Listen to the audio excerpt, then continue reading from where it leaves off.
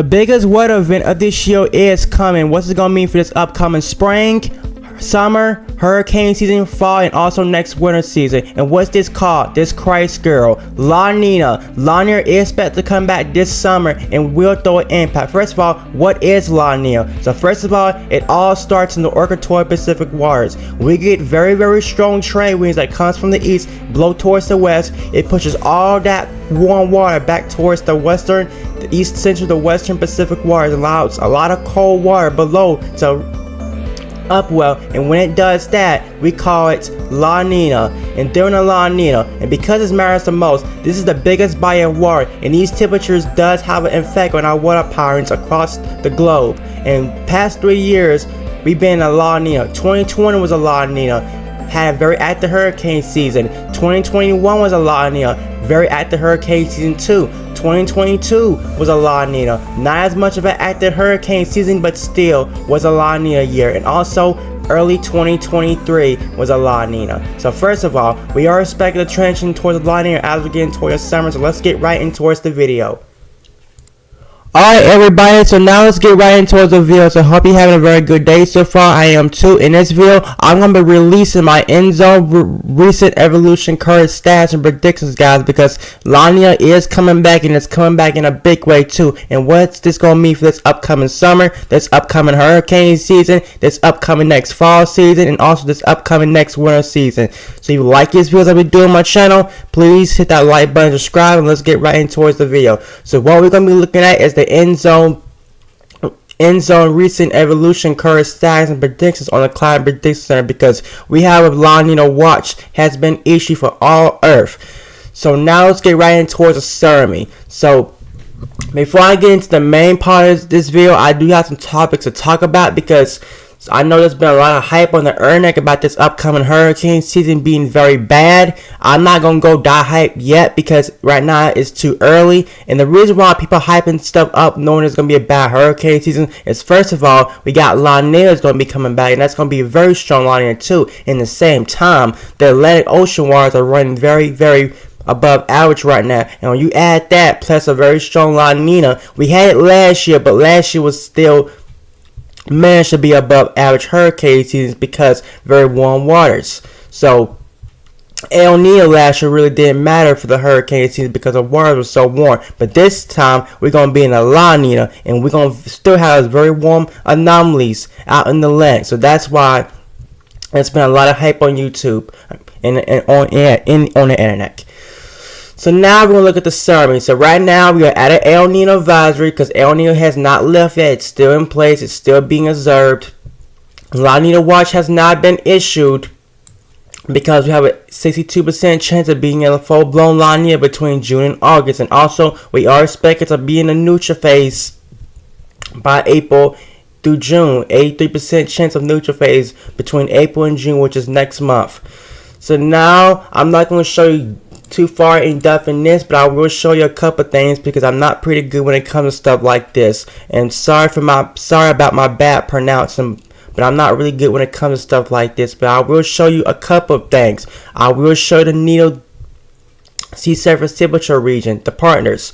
So first of all, we got 4 different regions, NOAA monitors for the progression of La Nina or El Nina. First of all, we got the first region, NEO 1+2 region. The second region, NEO 3 region. The third region, NEO 3.4 region, what matters the most for La Nina or El Nina. And also the last, NEO 4 region. So all these basins are running above average, but they have now weakened up. We've been seeing some cooler waters working its way toward the surface, so the numbers are not as high like it was a couple weeks ago, but still the NEO 3.4 region, which is matters the most, what determines if we're in a La Nina or El Nina, is still running above average. It's running 1.1 Celsius degrees above average, so that's still El Nino territory. But look at this. We've seen a decrease for the NEO 1+2 region. The NEO 3 region has decreased. Also, all the regions has decreased. So once the NEO 3 region gets negative 0.5 Celsius degrees above average over a 3-month lap, that's when we have now been declared as a La Nina. So now I'm going to show you this because it's very important. Sea surface temperatures, the partners in the tropical Pacific there in the last 4 weeks. We did cool down just a little bit. We've been cooling down and warming up. So first of all, right here we cooled down just a little bit, not as much. But right here, guys, we suddenly did warm back up. And this is between February 18 and February 18 through March 16th. So now we're going to look at I'm not going to show you this. So I'm going to show you this. So you can see, guys, ever since February, not really much has changed. We haven't cooled down that much, but look at this. We did cool down just a little bit. Not a whole lot, just a little bit. By the time we got towards like early March, we did cool down just a little bit, not as much. But we're really not going to start cooling down until like we're getting towards April. And that's when our neutral phase will kick in. So ever since March 6th, we've been cooling down. Cooling down towards March 13th. Look at this. Change in the weekly sea surface temperature in the last 4 weeks. You can see all this blue right here. We have did cool down. The Atlantic Ocean has also warmed up too. The developing region off the east coast, the southwest Atlantic has warmed up. So that's going to be bad for its upcoming hurricane season. The Nina region, the Equatorial Pacific waters has cooled down. It means we are starting to transition back toward the neutral phase. So now I want to show you this. The Central and Eastern Pacific Upper Ocean heat anomalies, upper ocean anomalies. And you can see, guys, first of all, we're going to start what happened last year. Last year was a La Nina transition towards an El Nino. This year we're doing the opposite. We transition out of El Nino towards a La Nina. But look at this. Ever since April of last year, we've been in this warm. But look at this. Ever since February, we have now starting to cool back down.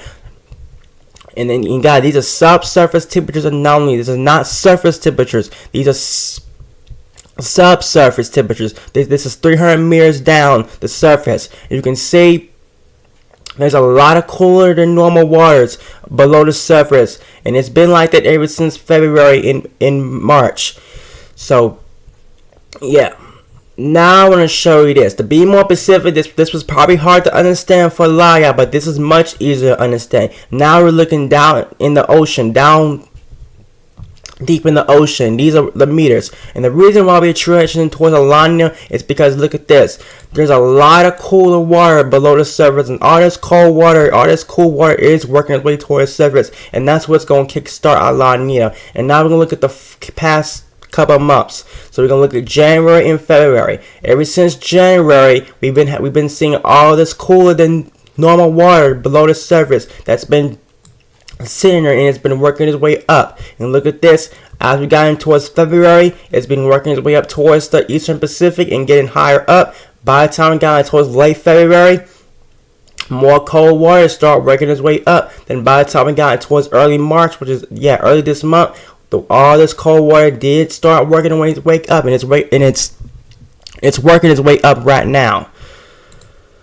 So now I'm not going to show you this because I don't understand that, but I can show you this. So guys, I will have another video out on this pretty soon, but not nowhere near soon because I still got another video I got to get uploaded today. So now we're going to look at the weekly heat contact evolution in the Equatorial Pacific Oceans. You can see, guys, all these cold water is now working its way up, guys. You can see this. All this cold water. Ooh, this is too big. So you can see this. So we already starting to see out upward. Look at this. All this cold water. It's been sitting here, I think, ever since late February. It's been working its way up. So, yep, the Christ girl is coming back. Now I want to show you this. The wind anomalies. To better understand this, guys, the yellows and orange and red represents below average trade winds. Below average trade wind anomalies. The blue, the light blue and the dark blue represents above average, stronger than normal trade winds. So you can see this. Ever since early March, we've been in that stronger than normal trade winds, and that's what's happening right now. That's why we're seeing a lot of cooler waters being upward because these trade winds are picking back up. So now, enough with that. Let's show you this.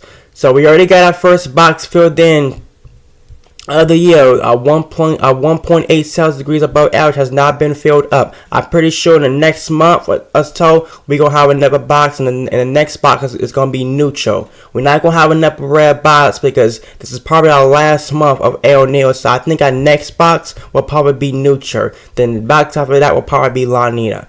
So now we're going to look at the CPC Enzo outlook. By the time we get in towards April, which is next month, we are expected to be in our neutral phase. We have an 85% chance of being in our neutral phase by April. Look at this. By the time we get in towards May, still going to be neutral, but La Nina does start to grow.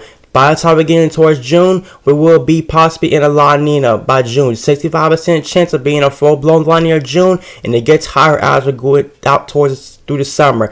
July, it gets higher, and look at this. Especially by the time we get in towards August, September, October, the chance of us being a La Nina does grow, anywhere from an 80 to 85% chance of being a full-blown La Nina. And guys, this is right in the peak of hurricane season, so that's why there's been a lot of hype about this upcoming hurricane season being very, very active. It's because of La Nina being in place, and also not only a weak La Nina, a moderate to strong La Nina, plus a very warm Atlantic waters. And I will start doing my first hurricane outlook starting next month. Next month, April 1st, I will do my first hurricane season outlook. So now, to be more specific, I'm going to show you this. So this also gets my very concern. And look at this. By the time I get in towards April, look like we're going to be in that neutral phase. But look at this. By the time we get in towards June, July, August, look at the chance of us being a La Nina, and not only a La Nina, a pretty strong one too. Look at this. We're gonna look at September. Some of these models do go very ballistic. It's just just 2 miles. Majority of the models keep this around 2 Celsius degrees below average. But look at this. These little 2 miles right here want this nearly 3 Celsius degrees above average. That's very, very crazy. To be more specific, to easier to see, guys, look at this. Very, very strong La Nina being placed, especially during the fall months between October and December. We're gonna be in a very, very strong La Nina. That's anywhere from 3 to 4 Celsius degrees below average, especially September, October, November. Very strong La Nina. Our peak hurricane season months, August, September, October. Very strong La Nina. So this is gonna be interesting. So now I want to show you this, and this is just the same as this, but it plays in more motion. So I'm going to show you this real quick. This is the same as this. So you can see this, guys. Ever since January, we've been seeing a lot of upward. Here's all this cooler than normal waters now working its way up towards the surface, guys. And look at this. Look on this, the regular temperatures. All this cooler water is working its way up. So we are starting a transition. So now, let's be more specific. I want to show you this. So now, what is going to look like? So first of all, we're going to start with the CFS model. We're going to look at our climate models. So first of all, focus on the Atlantic Ocean because that's pretty warm, and also focus on our Nina region because that's pretty rary. So we can, first of all, we're going to start with the CFS model. This is April. We already going to have a lot of cold water around off the coast of Peru, off the coast of Western South America. But look at this. As we get in towards May, the La Nina starts to develop. By the time we get in towards June, we're probably going to be in it. July, it gets even stronger. August, it gets even stronger. September, it gets even stronger. Look at this, guys. This is September.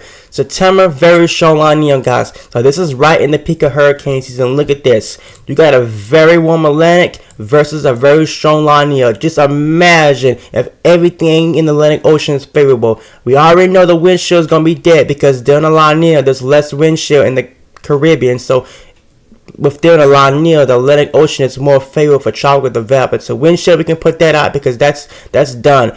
But it's all about the moisture. It's all about that Sahara dust. We don't need that Sahara dust. So only thing we need is that Sahara dust to go away and all this dry air to go away, and we have a very busy season. So the Camshares model is showing the same thing, which I'm going to get into in a minute. But look at this. As we get into October, guys, it gets even worse, especially by the time we get towards November, December.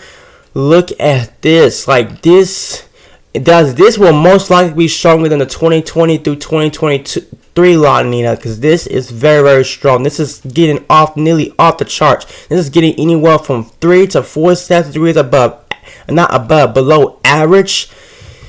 And the Atlantic does stays pretty warm due December too. So now chemtrails model showing the same thing. May, June, July, August, September, October, November, December. It does go all the way through next year, January and February next year. La Nina is still going to be in place, but it does try to decrease just a little bit, not as much. So now we're going to look at this because it's very important. I do want to see this because what's the weather going to look like? So because we transition toward the La Nina, during the La Nina, the southern U.S. expect drier conditions and also warmer conditions. The northern U.S. expect wetter and cooler conditions. The Ohio Valley also expect wetter conditions. So what's going to look like this upcoming months? So first of all, looking at April. Look like April is going to be pretty dry for a lot of people in the southern U.S. So you're not going to see barely any rain for parts of the south. There's going to be a lot of rain for parts of the west U.S. and central U.S., especially the Midwest, the plains. You're going to see above average precipitation.